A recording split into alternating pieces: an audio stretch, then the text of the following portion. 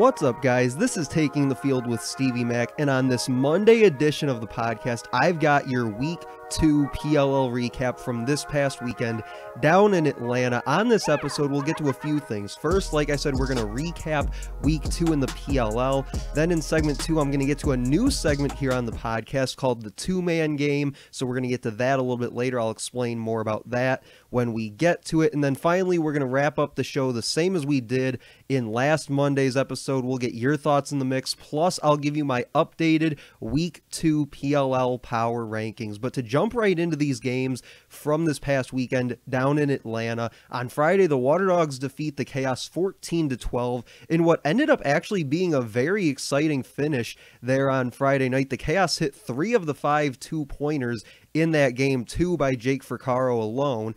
Adler, though, another sub 50% game, going 11 of 24 against Jake Withers at the stripe, and Jack Rowlett had a solid game defensively with 2 caused turnovers and 6 ground balls in that game. Blaze, in the first 2 games, though, 27 goals against and just 33 saves, so not really necessarily up to where we've seen him in past years. But again, I've said it before in a couple episodes last week, he's really the only guy right now that's at least trying to play at a high level, really trying to produce. And like I said, he can't do it on his own. He needs help. And we'll get to some of your thoughts on that towards the end of the show, as I mentioned. But the Water Dogs offense really came alive here this weekend. They had 2 games this weekend. I said on Thursday's episode, these were going to be 2 big games for them, especially offensively, with the loss of Michael Sowers, to see how guys like Schlosser, McCardle, Brown, even guys like Reeves and Kelly, how they would come out this weekend after having basically no impact offensively a week ago. And they did, like I said, they came alive. They woke up this weekend, because against the Chaos, Schlosser, Brown, and Kelly combined for 11 points with 6 one-pointers, 2 two-point goals, and 1 assist on the night. McCardle didn't play in that game on Friday, but appeared in the game on Sunday and had a pretty solid game there. But Zach Courier in the midfield had 1 goal, 2 caused turnovers, and 7 ground balls. So a pretty interesting stat line for him, but a solid game overall. He also had an interesting stat line again on Sunday, but we'll get to that game here in a few minutes. Withers, again, went 56% at the stripe against Adler, and Ward played better, I think, in the cage for the Water Dogs, only giving up 9 goals, and half the Chaos's points came off those 2-pointers that they hit. They had 3 of the 5 in that game. So I thought he really started to play a lot better. Dylan Ward did here this weekend. I was critical of the way he played in week 1, but I think he's now starting to get his feet under him as a starting goalie here in the PLL after backing up Blaze Reardon for the last 2 years. On Saturday, we had a couple games, starting out with the Whipsnakes dropping the Cannons in overtime 15-14. That another very exciting game, went down to the wire in the 4th quarter. The Cannons able to push it to overtime, but the Whipsnakes were able to prevail in a game that could have really gone either way. The Whipsnakes defense didn't play, I think, up to their usual high level, giving up the 9 goals combined to Lyle Drenner and Paul Rabel. Paul Rabel making the SportsCenter top 10 plays with one of his, I believe it was 2 goals in that game. And one thing that was definitely working for the Whipsnakes was the ability of Joe Nardella to win faceoffs and then move it to Zed Williams on the wing, and then Williams getting that quick score off the draw. They did that 2, 3, 4 times against the Cannons on Saturday afternoon. So it was just interesting to see how they were basically able to destroy that adjacent slide by the Cannons on that play, because a guy like Brody Merrill had no chance to bump out to Zed Williams from the crease. So interesting to see how the Cannons played that situation, but also interesting to see that time and time again, the Whipsnakes were able to take advantage of that look as well. But it was another balanced game offensively for the Whipsnakes, with 6 players scoring a goal for them. The Cannons, though, did look like they can hang with anyone in this league this year, because I said on Thursday's episode, even if they were to lose that game, if they played it close, if they played it tough, and were able to go toe-to-toe with the Whipsnakes, there's no reason they can't be a top 4 team in the PLL this year. The Cannons could be, and I still think that that's true because, again, they played it close. It was 8-4 at the half in favor of the Whipsnakes, and the Cannons took that game to overtime against one of the best lacrosse teams in the world. I think defensively, they're led by one of the best to ever play the position, and I mentioned that last week, in a guy like Brody Merrill. And they also have the complement of young guys in Jack Keelty, Reese Eddy, guys like that around him defensively. And offensively, you have one of the best players in the world in Lyle Thompson, and anytime you can have that on your offense, you've got something good going for you. But Paul Rabel is successful this year because he doesn't have to be the guy, and this is something that we'll get to later on in the third segment, but he can be the fourth option in that offense and make the most of his opportunities while opposing defenses are keying on guys like Lyle or Andrew Q or even Steven Rafis now, who has 6 points in 3 games for the Cannons. But Nick Morocco, also a solid goalie for them so far this year. 11.3 scores against through 3 games. He's also averaging 16 saves a game, good for 60% overall. And I think in this league, that kind of play will win you more games than not. I know they're 1-2 right now, but they were a goal away from being 2-1 and beating the best team in the world. So really, I don't pay attention as much to that record right now because of the way that they played on Saturday and the competitive nature that they've brought to these first 3 games. Then on Saturday, the second game of the day was the Atlas stunning the Redwoods 12-9, the final there. Defensively, the Atlas, I think, looked a lot better from what we saw in week 1. I know I laid into the defense in last week's episode on Monday, but the defensive personnel were responsible for 9 caused turnovers and 14 ground balls for the Atlas in that game. The matchup that we were all waiting for, though, and that we could not wait to watch, was at the stripe between Trevor Baptiste and TD Erlin.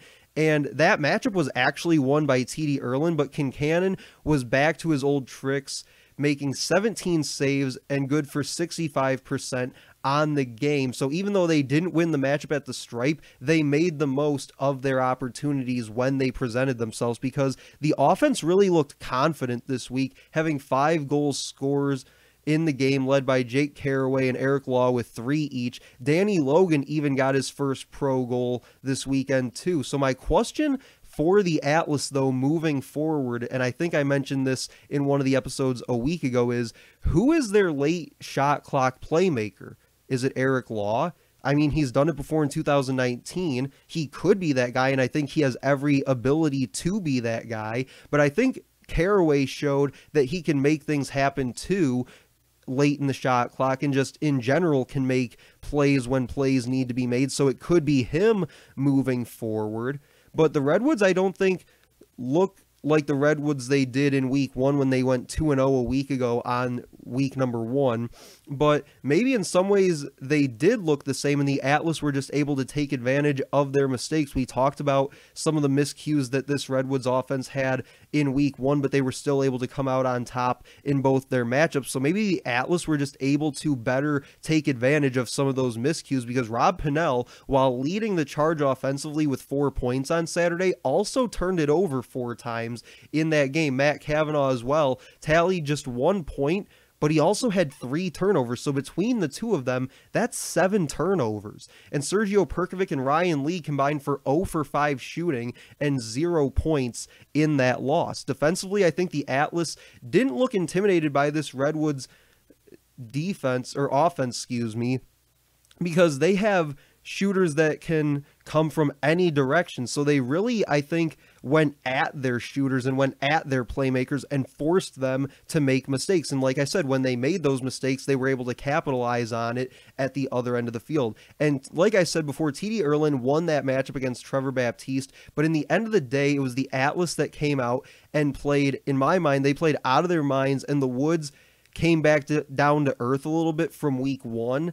where some of those mistakes, like I said, didn't really come back to haunt them as much, but just an overall fantastic game by the Atlas. I was thrilled with the way that they played. Not perfect, I'll say that it wasn't perfect by any means, but considering what we saw a week ago, it was so much more improved than I think anybody could have imagined from this team that fast. And now they have a week off to sort of go back and look at some film and fix some of those things that, like I said, they didn't play perfectly. There is still things they can work on, things that they can address, and they can now do that going into this bye week because they do have a big matchup coming on Friday night in week 3 in Baltimore. I'll be there in Baltimore for that weekend of games, but they have the Whip Snakes on Friday night, and then they play the Cannons on Sunday afternoon. So a big weekend for them coming up here in week 3. Then Sunday, we got a couple games to get to real fast. The Water Dogs win their second game of the weekend, 14-9 over the Chrome. The Water Dogs offense, like I said in their previous game against the Chaos, they came alive this weekend after nothing doing in week 1. Losing Sowers to the injury didn't help their cause either, but it didn't seem to matter this weekend. They found those guys that can make plays. They can put the ball in the back of the net. Versus Chaos, Schlosser, Brown, and Ben Reeves combined for 10 goals on 17 shots. McCardle and Krause and Rylan Reese had the other goals. But Zach Currier, another interesting stat line, like I said, for him, 2 assists, 2 caused turnovers, and 7 ground balls. Jake Withers battled all afternoon with Connor Farrell at the stripe, and Dylan Ward had another solid game in the cage, which helped lead them to victory. And like I said, I think what you saw in week 1 was him just trying to knock off a little bit of rust from backing up Blaze Reardon the last 2 years. Now I think he's starting to get the flow of things. He's starting to play at a higher level like I think we expected from him coming into the year. But I think for the Chrome, much like the Chaos, might be in trouble even this early on in the season because they turned the ball over a lot in this game, 24 times to be exact, compared to just 15 shots on goal for the Chrome offense. And I get losing Jordan Wolf hurts, but he wasn't your whole offense at the same time. The Chrome had 5 goal scorers on Sunday, one of which was a 2-bomb by Mike Manley in transition. And Gutterding, again, just had 1 goal on 3 shots. He also accounted for 3 turnovers. And Colin Heacock also had 1 goal on just 3 shots as well. So they do need to start getting some more production out of guys like Gutterding, out of Heacock, because right now they're kind of putting it on the rookies to be their playmakers, to be their goal scorers. Guys like Tarafanko, Morrill. On Sunday they had Rogers in there as well on offense. So getting guys like Gutterding and Heacock going, I think, will help this offense out tremendously, especially with the absence of Jordan Wolf. But finally on Sunday, the 5th and final game of the weekend, the Archers rally past the Chaos 12-8, the final there. The Archers offense looks really fun and creative to watch go to work on the field. They also outscored the Chaos 5-1 in the second half of that game. Chris Bates, I think, made an interesting move starting Drew Adams over Gittleman, who then came in the second half and absolutely killed it, making 88% of his save opportunities and giving up just the 1 goal there in that second half. And Stephen Kelly was fantastic on faceoffs versus Kyle Gallagher, 71% with 10 ground balls and a goal to his credit as well. So a really solid stat line out of Stephen Kelly on Sunday afternoon. But Eamon and Manny combined for 6 goals and 4 assists, all 4 of the helpers coming from Grant Ament there, but 6 goals and 4 assists is a really good for 2/3 of your attack line. And then the Chaos just look very sloppy to start the year, now 0-3 on the year, but they have 57 turnovers, which is 19 turnovers a game, and just 47 shots on goal over 3 games. And what's worse is that they're facing off at 36% through their 3 games. So obviously not where Andy Towers and this group want to be. Still have a handful of games left to go this season. I believe they have 6 more for the regular season, so plenty of time to turn things around, but just not the start that we expected from this Chaos squad. But when we come back, we'll get into that new segment that I teased at the top of the show called the 2-man game, where we're going to discuss the 2 winners and 2 losers from this weekend in Atlanta. You're listening to Taking the Field with Stevie Mack.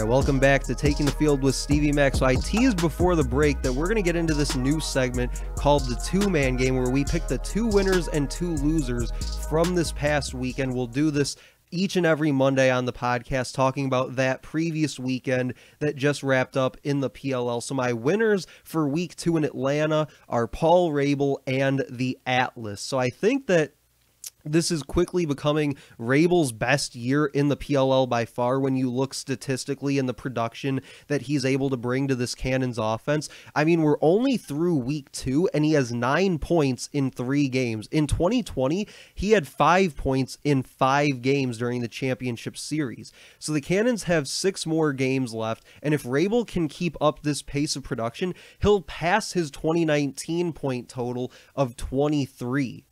Pretty easily, by the way, too, by about 5 or 6 points if he's able to keep up this level of production. Now, that might be a little asking too much of him given some of the other guys that they have in this offense, but from what I've seen from him through these first 3 games, there's no reason that he can't keep doing exactly what he's been doing, especially, like I said, when opposing defenses have to worry about matching up with Q and Lyle Thompson and Drenner and Rafis and all these other guys. There's no reason that Rabel, sort of being that 4th or 5th guy in that offense, can't continue putting up the kind of numbers that he's been. And I don't think it's a matter of Rabel necessarily finding that fountain of youth that people sometimes talk about with athletes when they get towards the final few years of their career. I think it's more likely that he's just being asked to play a complementary role to those guys like Lyle and Q and Drenner and Rafis, etc., because he no longer has to be the guy in an offense where he's one of your top maybe 3 scorers on your team. He can settle for just being, like I said, that 4th or 5th guy, although he is currently second on the team to Lyle Thompson, with Andrew Q and Ryan Drenner right behind him with 8 and 7 points respectively. But Rabel is showing that with the right team around him, he can still be successful as a productive offensive player, and I just don't think that the Atlas was a good fit for him, especially not in 2020 with some of the things that Ben Rubior was trying to implement with that team. And then my second winner from the weekend was the Atlas because of how poorly they played in week 1. And I talked about that at length last week. We all know that their performance last week was completely lackluster. And what I think many other people wanted going into this matchup with the Redwoods was just to see some level of improvement. They didn't have to win the game. It didn't have to be a 1 or 2 goal game, but just get it to where you don't feel bad about it afterwards, where you can watch it and say, yeah, you know what? You definitely saw there was an improvement in this 1 or 2 aspects from last week. They definitely worked on this. They're getting better. You're seeing the players starting to buy into the system and what they're trying to do. It wasn't perfect again, but it's better. But they went out there and we saw that fight, a little more cohesion at both ends of the field, offensively and defensively. And overall, we saw that buy-in, guys giving it their all. They were making the plays when the plays were there to be made. And I went into that game, again, not expecting them to win, but hoping that they would at least compete. And they ended up playing probably their best game since defeating the Chaos back in late 2019. And you might ask about, what about beating the Water Dogs in 2020? That was their lone win of the championship series, was that game against the Water Dogs. And the Atlas, in my mind, played poorly in that game for about 3 quarters and had to race from behind in that 4th quarter of that game. I believe they were down about 4 going into that final quarter. So you didn't necessarily walk away from that game feeling the way that I did Saturday, feeling like they went out there, they played better than the Redwoods. They executed at both ends of the field. Again, not perfect, but they executed enough to where they did look like the better team, at least on that given day, whereas you didn't get that same feeling from that game against the Water Dogs a year ago. So again, like I said, that was probably the best game they've played and probably the best I felt about this Atlas team since they beat the Chaos back in 2019. So then after the game, they showed a clip on social media of the players in the locker room. They were all excited about the win, obviously, and they were hyping each other up. But one thing that stood out to me was what John Crawley said after that game in the locker room, he mentioned this mentality of 7%. And what that meant was that going into that game, 7% of the people on the PLL website, when you voted on the pick'em pools, 7% of people had them winning that game. So he was talking about having that same mentality the rest of the way here in 2021, is having that mentality that only 7% of people picked them to win that game, and they did it. So why can't they do that again moving forward? I'm sure, looking at that game against the Whipsnakes in 2 weeks, that's probably going to be the same situation. Not that many people are probably going to have them winning that game. So I'm sure he and some of those other Atlas players will go into that game with that 7% mentality of why not us? Why can't we do it again? We did it against the Redwoods. Why can't we do it again? But my losers for this week, and real quick before we get to that too, is the Cannons also, I think, showed the blueprint for these other teams in the league for how to beat the Whipsnakes. Even though they didn't actually beat them, they showed the blueprint of how it can be done. So that'll be something interesting to watch for moving forward the rest of the year, is if some of these teams adopt some of the things that the Cannons might have done to try and slow down this Whipsnakes team. But my losers, real quick, as we wrap up this segment, are the Chaos and the Chrome, because for both of these teams, it's pretty simple. You have to do better at taking care of the ball. The Chaos, as I mentioned earlier, averaged 19 turnovers a game while having 10 less shots on goal overall through their first 3 games. That's not a good statistic that you want to have right now at 0-3, but it's a big reason why you are where you are in the standings at 0-3. And I think for the Chrome, in an offense that features Gutterding, Colin Heacock,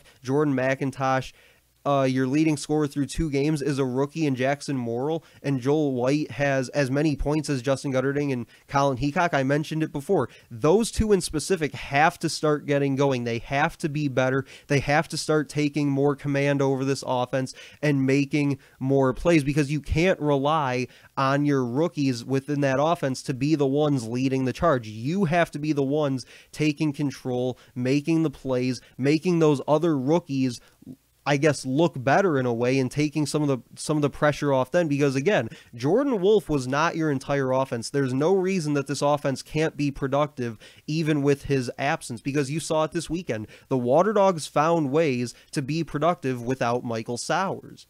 So the the Chrome need to find a way to get guys like Gutterding and Heacock going to take the pressure off some of those rookies from having to be the ones to be productive and put the ball in the back of the net.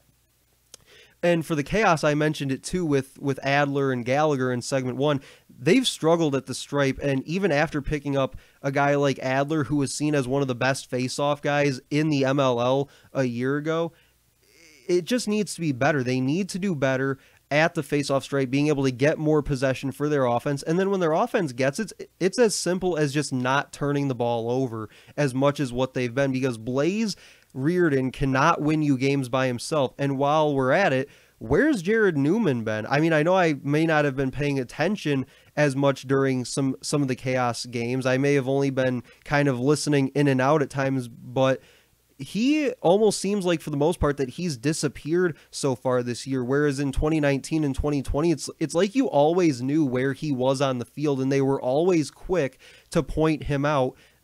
Guys like Brennan Burke and Ryan Boyle were so quick to point him out on the field. I don't hear his name being called as much this year, so it's almost like he's kind of just disappeared out there on defense. But when you watch the Chaos and the Chrome play right now, it isn't really a mystery why they currently sit 7th and 8th in the standings, because they have a turnover problem, they both do, and it needs to be fixed. And if you're the Chaos, you also need someone that can win you faceoffs at more than a 38% clip, which is what Adler's doing right now. So we've got one more segment to go. We talked about our winners and losers from this past weekend. I gave you my thoughts on all 5 games from down in Atlanta from week 2. So we got one more segment we got to hit on. I'll get to your thoughts in the mix as well, and I'll give you my updated power rankings through week 2 in the PLL. You're listening to Taking the Field with Stevie Mack.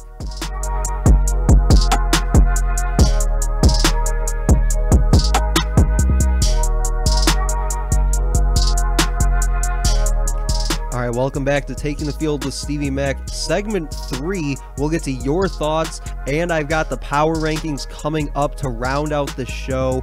We got a couple comments I want to get to here. Big shout out to Jonathan Ellis and Michael Ramirez for hitting me up with a ton of responses on Twitter. At Stevie Mac Media is my Twitter handle. You can follow me there for all podcast and lacrosse related discussions.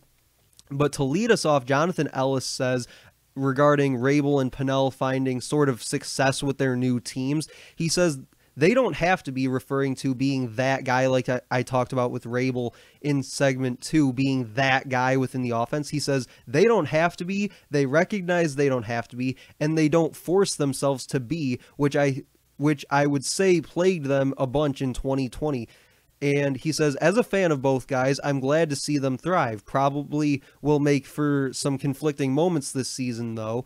And yeah, I would agree with that. They're both not trying to be that guy anymore. They understand this is a new team, new system. They have new personnel around them. They don't have to force things and try to make plays when they're not there. They can work with what they have around them because they do have ridiculously talented offensive personnel around them, whether you're talking about Rabel with the Cannons or Pennell now with the Redwoods. So they don't have to be, like I said with Rabel, he doesn't have to be a top 2 or 3 scorer on the Cannons. Same with Pennell. He doesn't have to be a top 2 or 3 scorer on the Redwoods. They can settle for being that sort of fourth guy in that offense. But I believe they're both top 2 currently through the first 2 weeks on their team in scoring. But again, they don't have to be, and they recognize they don't have to be, but also playing within those systems and playing with those other guys on offense that they have around them, it does open them up, to get more opportunities and to get more higher quality looks, because they know that the defense are paying attention to Andrew Q and Lyle Thompson if you're Paul Rabel on the Cannons, or for Pennell, they're watching Perkovic or Henningberg or Miles Jones or Kavanaugh or whoever. But Michael Ramirez says, who do we, referring to the Atlas, go to for a late in the shot clock situation? Is it Law as our best option? And yeah, I'd say he probably is one. I mentioned it, I believe it was in segment 1, that Caraway's another guy that showed that he can be sort of that guy to force the issue at times on offense when a play needs to be made late in the possession, or even in a regular game situation. If a play needs to be made, he showed that he can be the guy that can just put his head down and go to the cage and make something happen, even if something isn't there. So I think Law probably is your best bet for that guy. I think Costabile at times can be that guy as well, although I think, again, they're not asking him to necessarily be that guy. But I think Caraway could be kind of a sneaky option there as well for your late shot clock guy, desperation, if you need something to happen, and that's kind of your go-to guy.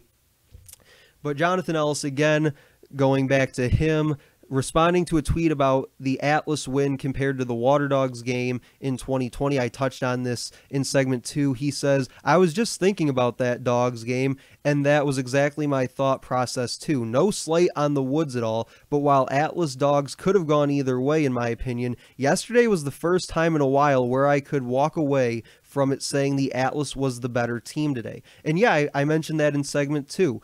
Yes, it was nice to see them win against the Water Dogs last year in the championship series, but the way they did it was they played not great for 3 quarters, pulled it together for the 4th quarter, and was able to squeak it out by, I think, 1 or 2 goals maybe in that one. But the game on Saturday was the first time since the Chaos game in 2019 where you could walk away from it saying that the team that played better today, I wouldn't say the better team overall, because I still think that the Redwoods are a better team overall than the Atlas currently, but the better team on that given day walked away with the win.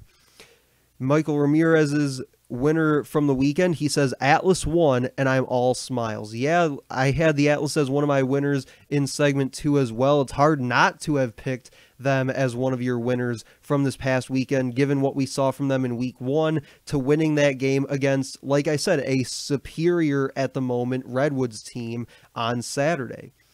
Then to finally round it out, Jonathan Ellis says on his winners and losers from week 2, I've got to rewatch some of these games in full, but just on instinct, winners are Atlas, there is life there. Cannons looked game as hell against the Whips in spite of the loss, and his losers are the Chaos working Blaze, good as he is to the bone, and Chrome injury bugs are biting something fierce. And yeah, I would agree with all 4 of them. Like I said, I had the Atlas as one of my winners from this past weekend in Atlanta in segment 2. Cannons, I think, I went with Rabel in specific, but yeah, I think you could definitely put the Cannons as a winner this weekend, even though they lost that game to the Whip Snakes, because they're one of the few teams that's come as close as they did on Saturday to beating the Whip Snakes, and they might be the closest game that we see from the Whip Snakes all season. And then the losers, yeah, the Chaos and the Chrome. He does mention the injuries to the Chrome with guys like Wolf, and Bernhardt went down with an injury. He was out for the second half of the game yesterday on Sunday afternoon. So yeah, they do have some injuries there, but again, it comes down to not turning the ball over. And for a team like the Chaos, you can echo that sentiment about not turning the ball over, but then add in the fact that they need to start winning faceoffs at more than a 36% rate.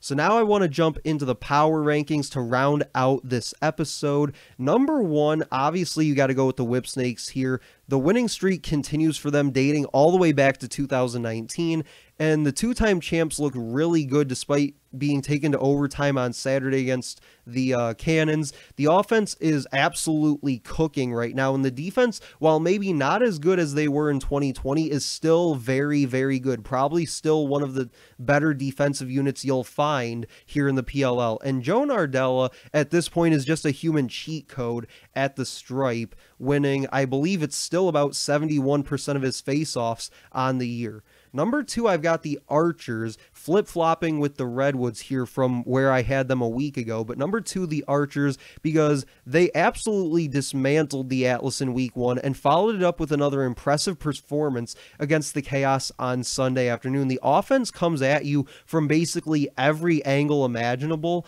and the defense might be one of the best that Chris Bates has had during his time here in the PLL, and Adam Gittleman is playing out of his mind through the first 2 weeks of the season. I mentioned came in that second half against the Chaos, gave up 1 goal, and went 88% between the pipes. So absolutely killing it are the Archers here in 2021 so far.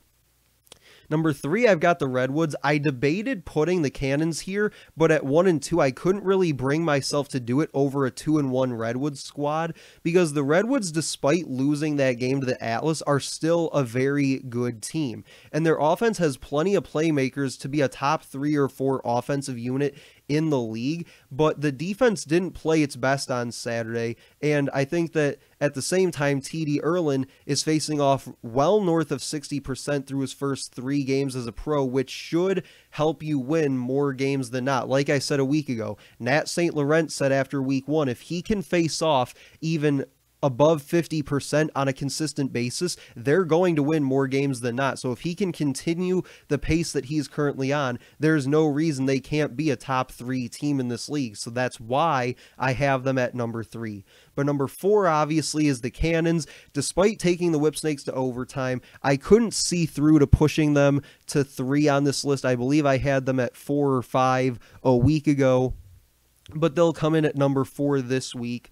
The Cannons offense is really well balanced, with Lyle, Q, Drenner, Rafus, and Rabel all totaling at least 6 points through their first 3 games. Defensively, Brody Merrill looks like he could play for another 10 years, honestly, and the young guys around him are playing well together as well. But their one weakness, I would say, if I had to nitpick, their one weakness right now appears to be at the stripe with Drew Simino. Can he turn it around these next couple weeks? That'll be a big thing for them moving forward, although he didn't perform particularly well against Nardella on Saturday, and they still managed to find a way to take that game into overtime after being down 8-4 at the half. So if that's their one weakness, they're doing a good job of actually covering it up. So if he's able to face off a little bit better here over the next few weeks, watch out for the Cannons to push themselves into that top 3 within the next 2 or 3 weeks, I would say.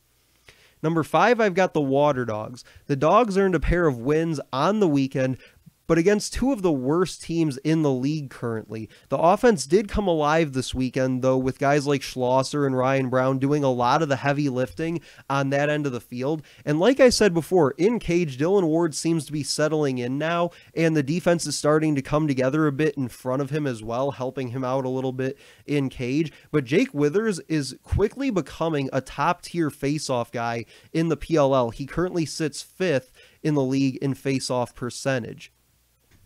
Now, 6, I have the Atlas. The Atlas make probably the biggest jump in the rankings from week 1 to week 2 by moving up from their mom's basement at number 8. The defense looked like it was actually locked in on Saturday, taking advantage of 7 turnovers between Pennell and Kavanaugh. Jack Kincannon was back to his old tricks in cage, and while Baptiste lost that battle against T.D. Erlin on the day, the offense showed that they can attack a stout defense in the woods, and Jake Carraway had his PLL coming out party on Saturday, scoring 3 goals there. I believe he had 4 points overall, and the team just showed effort, heart, and a lot of improvement execution-wise from week 1 to week 2 on both ends of the field.